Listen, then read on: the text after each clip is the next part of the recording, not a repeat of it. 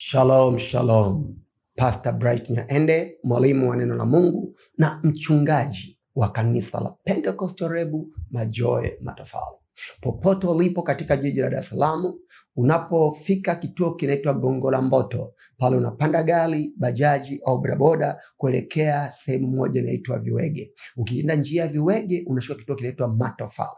Ukishuka Matofali, hapo utaona bango kubwa linakuelekeza kanisa bora zuri la kisasa la Pentecostal Rebu, ambapo Mungu anaabudiwa katika roho na kweli.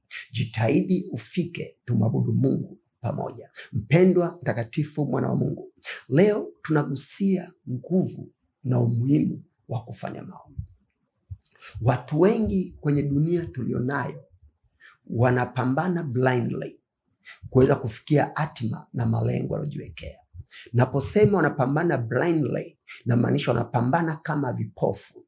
Waswahili au vijana wanasema kwamba wanapambana kipofu kale. Yaani ni kipofu, anahisi kuna sehemu anataka kwenda, lakini hajui namna ambavyo inaweza ikampeleka. Namna pekee ya kuweza kufika kwenye hatima njema uliyokusudia, lazima uwe mtu wa roho. Namna pekee ya kuwa mtu wa rohoni, lazima ujue yanayokupasa kufanya katika ulimwengu wa roho. Watu wengi sana unapowashirikisha kwa habari ya kutoa sadaka na kumwomba Mungu, wanakuwa ni wazito sana. Lakini leo nataka nikufundishe kitu kimoja. Hebu angalia kitabu cha Wafalme wa Kwanza sura ya 16 mstari 34 pale.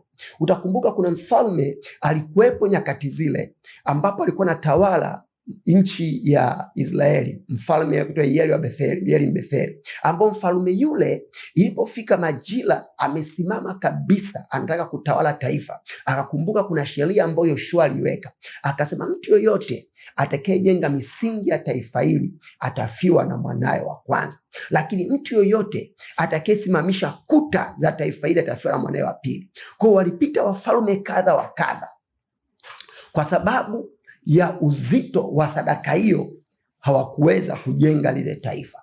Lakini huyu bwana alipofika, Wafalme wa Kwanza sura ya 16 mstari 34 utakuta pale, alipofika yeye akasema mimi lazima nijenge na lazima niende napostahili. Ni kweli Yoshua alitoa ili agizo, lakini mimi hichi sio kizuizi, lazima nijenge. Na najengaje? Lazima nitoe mwanangu kama sadaka, kafara. Yaani huyu ni mfalme, ili kuweza kuimarisha ufalme wake, asiweze kuvamiwa na maadui, asiweze kupigwa na wasiompenda, akaamua kutoa kafara mwanae wa kuzaa wa kwanza ili ajenge misingi. Akaamua kutoa kafara mwanae wa kuzaa wa mwisho ili ajenge kuta za taifa. Hivi ndivyo maisha ya wanadamu yalivyo hata mpaka leo. Kuna watu unafanya nao biashara Kariakoo, kuna watu unafanya nao biashara Majoe, kuna watu uko nao pale Tarime Silali, wanafanya biashara kama ya kwako pale Mwanza na Tunduma, lakini wenzako wako tayari kutoa kafara ya mtoto ili aweze kufanikiwa.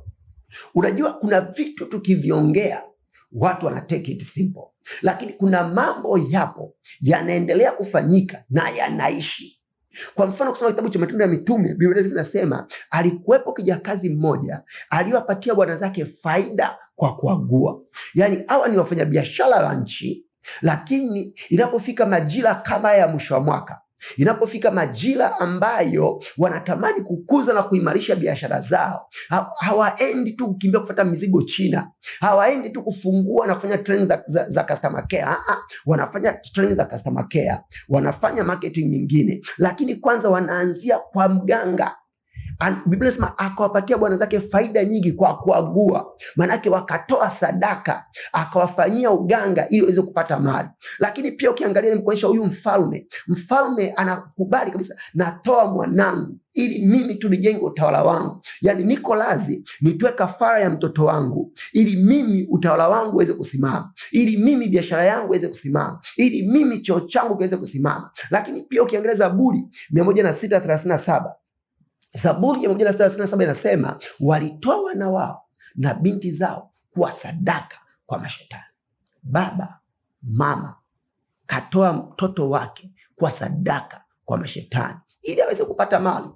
Mpendo mwana wa Mungu, nilikwambia unapokwenda kufunga mwaka, Moja ya sadaka bora za kutengeneza, na unapokwenda kuanza mwaka, moja ya sadaka bora za kutengeneza, andaa sadaka kwa ajili ya Mungu wako. Yaani mwambie Mungu, nimetembea na wewe mwaka mzima na kushukuru. Nafanya hichi kwa ajili ya kanisa. Nafanya hili kwa ajili ya mtumishi wako. Nafanya hili kwa ajili ya taifa langu. Nafanya hili kwa ajili ya jamii yangu. Nafanya hili kwa ajili ya wazazi wangu. Biblia ndivyo inavyosema hapa. Huyu mtu ili kujiimarisha wakatoa sadaka wana wao na binti zao kwa mashetani. Mpendwa mwana wa Mungu, kwa dakika chache tu ninatamani tuombe pamoja. Lakini Mungu tunayemtumikia, sadaka ni sehemu ya ibada. Ni vizuri kufanya birthday, ni vizuri kusherehekea Christmas, ni vizuri kufanya mambo mengine, lakini sadaka should be your priority. Aidha kanisani, aidha kwa yatima, aidha kwenye jamii, aidha kwa watumishi wa Mungu, lakini sadaka should be your priority. That's the only way you can open the door to your prosperity. Neema ya Kristo ikufunike na haki ya Mungu ikuongeze. Omba, omba, omba. Amen.